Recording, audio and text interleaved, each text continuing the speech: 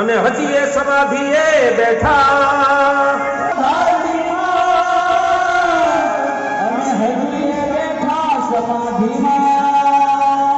દાસ વિઠ્ઠલ ચરણે વંદે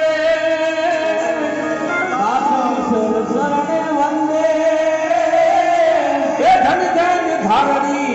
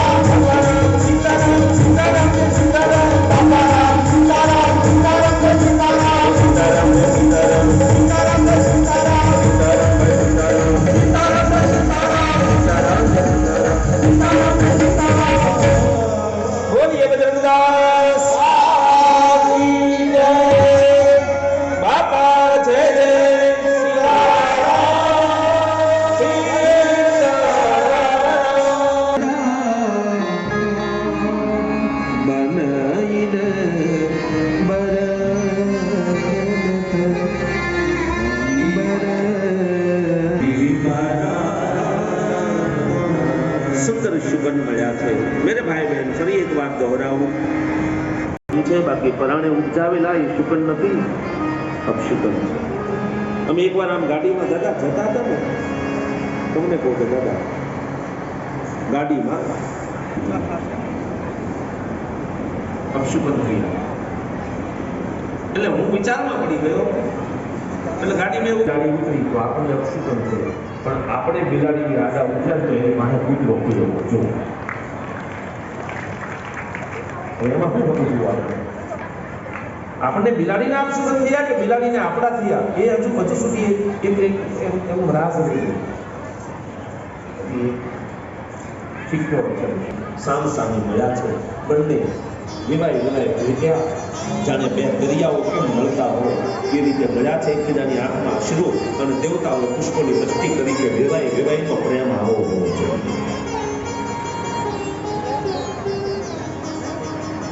સ્વર્ગમાં જેટલી વ્યવસ્થા ન હોય એનાથી 10 ગણી વ્યવસ્થા છે જનકપુરના એ ઉતારાઓમાં આપવામાં આવી. અદ્ભુત ઉતારા છે. જે કોઈ માણસ જેવી કલ્પના કરે ને એ વસ્તુ ત્યાં હાજર જ હોય એટલી વ્યવસ્થા છે. ખાલી આમ કલ્પના કરે કે આ વસ્તુ અમારે જોઈએ તો એ વસ્તુ તુરંત ત્યાં પ્રગટ થાય. એમ કહે કે મારે લાડુ ખાવા તો લાડુ મળે, જલેબી ખાવી તો જલેબી મળે, મોહનથાળ ખાવો તો મોહનથાળ, માલપુઆ ખાવો તો માલપુઆ.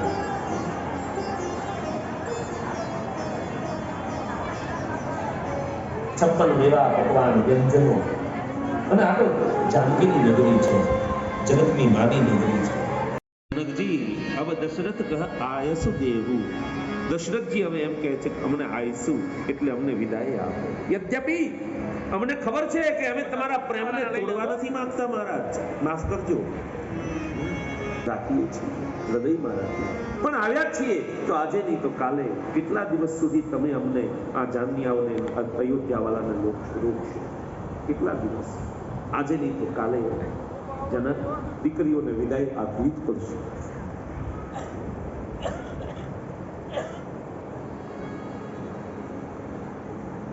હવે અમને વિદાય આપો. વિશ્વામિત્રને જનકજી ના ન પાડી શકે. ભલે ગુરુદેવ, ભલે હી નાથ કહી સચિવ બોલાય, ભલે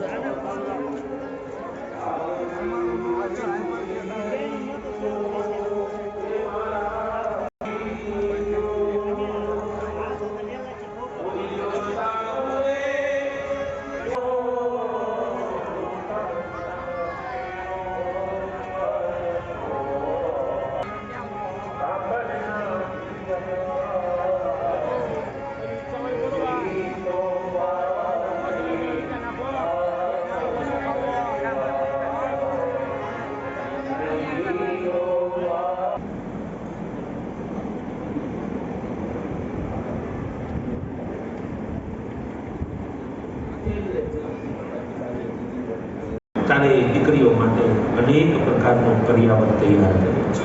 અને આ તો એની પાસે કંઈ ના હોય પણ છતાંય બાપ પોતાનું બધું વેચીને એકાદ ખેતરનો કટકો વેચીને પોતાની દીકરીને બની શકે એટલું બધું જ મારી દીકરીનું ઓછું ન હોય.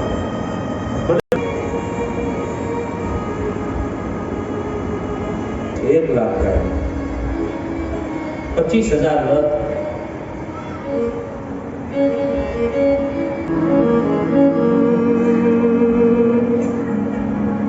સોનું ચાંદી હીરા માણેક.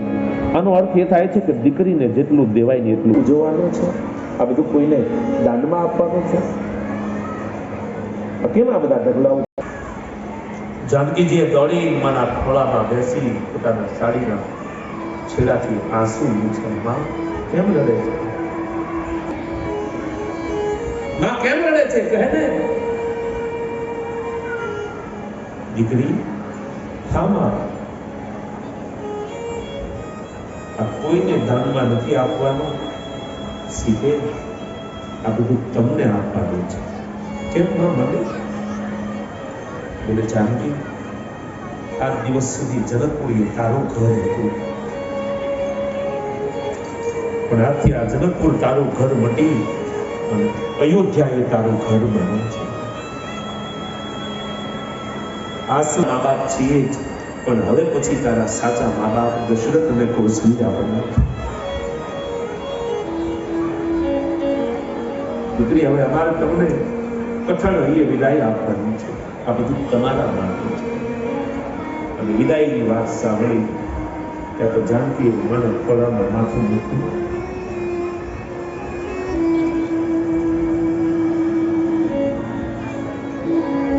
સખીઓ આક્રંદ કરવા લાગી. જનકપુરના પંખીઓને પણ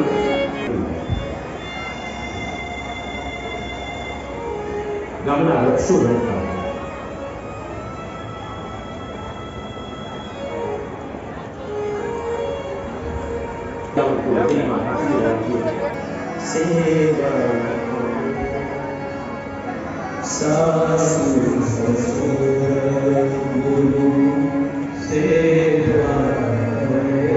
દરેક મા બાપ પોતાની દીકરીને વિદાય કરે, પણ રામાયણમાં એક વાત આવી છે. કઈ વાત? કે દીકરી તારા મા બાપની, તારા સાસુ અને સસરાની તો સેવા કરજે, પણ તારા સદગુરુની, તારા ગુરુની પણ સેવા. મારા પિતાને ક્યારે એકલા ન બેસી, મારો બાપ મને કોઈ નથી.